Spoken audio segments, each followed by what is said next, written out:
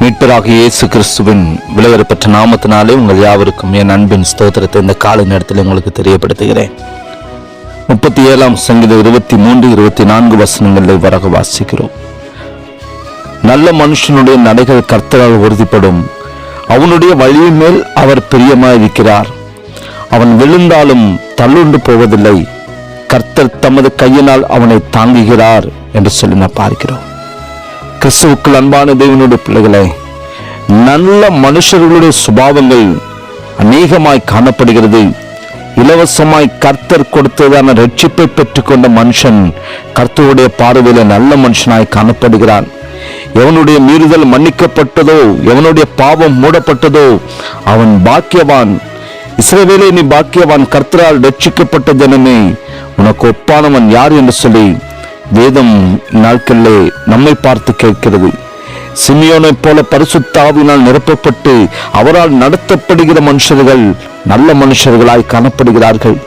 பரிசுத்தமாய் ஜீவிக்க தன்னை அர்ப்பணித்த மனுஷன் நல்ல மனுஷனாய் காணப்படுகிறான். எலிசாவின் பரிசுத்த நடக்கையை கண்டு கனம் பொருந்திய சூனை மூரலாகிய அந்த ஸ்திரீ அவரை பார்த்து பரிசுத்தவான் என்று அழைத்தாள்.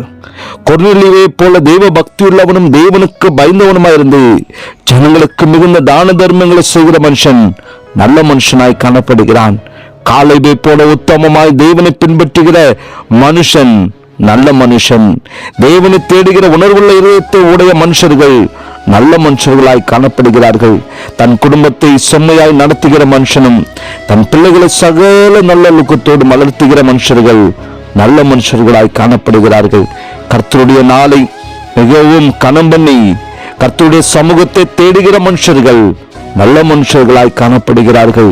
கர்த்தர் கொடுத்ததான கனமான ஊழியத்தை உண்மையோடும் உத்தமத்தோடும் செய்கிற மனுஷர்கள் நல்ல மனுஷர்களாய் காணப்படுகிறார்கள். இப்படிப்பட்ட நல்ல மனுஷர்களாய் நாம் காணப்படுகிறதான பொழுது நம்முடைய நடைகள் கர்த்தரால் நிச்சயம் உறுதிப்படும். நம்முடைய கால்கள் சறுக்குகிற சூழ்நிலை கடந்து வருகிறதான பொழுது கர்த்தருடைய கிருபை நம்மை தாங்கிக் கொள்ளும். ஆகையால் ஒரு நாள் நீங்கள் தள்ளுண்டு போவதில்லை.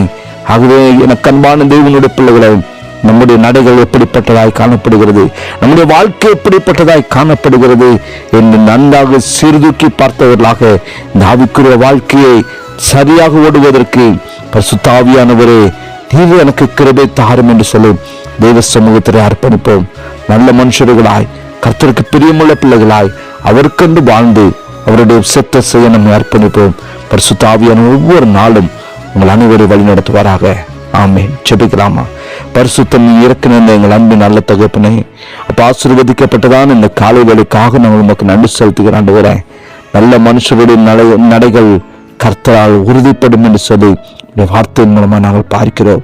கர்த்தாவை, நாங்கள் உமக்கு பிரியமுள்ள பிள்ளைகளாக வாழ எங்களை அர்ப்பணிக்கிறோம் ராஜா. ஒவ்வொரு நாட்களும் அப்போ உண்மை போல நாங்கள் வாழ்ந்து அப்பா எங்கள் நடைகளை நாங்கள் சீர்தூக்கி பார்க்க, எங்கள் நடைகள் உமக்கு பிரியமாய் காணப்பட கர்த்தர் ஒவ்வொருவருக்கு கிருபை செய்கிறார். அந்த பாவம் இருந்த இந்த உலகத்துல பாவத்துக்கு விலகி ஓடத்தக்கதான கிருபைகளை தகப்பன் ஒவ்வொருவருக்கும் நீங்கள் கொடுப்பீராக.